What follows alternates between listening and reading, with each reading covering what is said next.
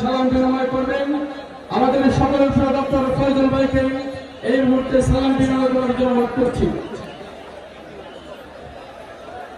বিসমিল্লাহির রহমানির রহিম। আজকের ঐতিহাসিক এই তাফসীরুল কোরআন মাহফিলের প্রধান আকর্ষণ জননিন্দিত ইসলামিক স্কলার, বিশ্ব বরেণ্য আলেমদ্বীন, বাংলাদেশের যুব সমাজের অহংকার ডক্টর মিজানুর রহমান আজাদী আজকের এই মাহফিল পরিচালনার যে দায়িত্ব রয়েছেন।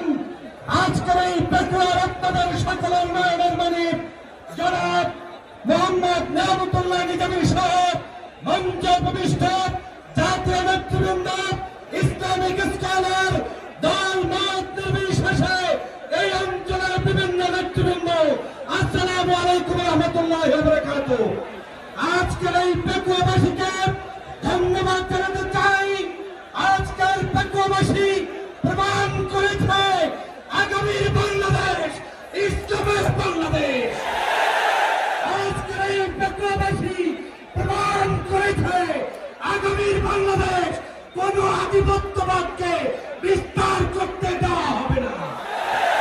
আগামীর বাংলাদেশ ঐক্যবদ্ধভাবে কলেমার ভিত্তিতে শহীদি তামান্না সাথে নিয়ে বাংলাদেশকে কারা কারা গড়ে তুলতে প্রস্তুত আছেন দাঁড়িয়ে উত্তর দিতে হবে।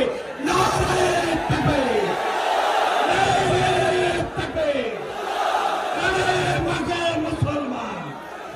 আজকে সর্বশেষ বলতে চাই, বাংলাদেশ হচ্ছে শহীদের রক্তের বিনিময়ে অর্জিত বাংলাদেশ, শাহজালালের বাংলাদেশ, শাহজাহানের বাংলাদেশ, সাউদির বাংলাদেশ, 24 গণঅভ্যুত্থানে শহীদদের বাংলাদেশ।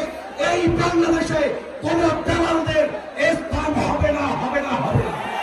আসুন ঐক্যবদ্ধভাবে পেকুয়াবাসী যেভাবে জেগেছে, আগামী দিনে বাংলাদেশের প্রত্যেকটি প্রান্তে ইসলামের পক্ষে, কলেমার পক্ষে সবাই দাঁড়িয়ে যাব। নারায়ে তাকবীর। আল্লাহ হাফেজ।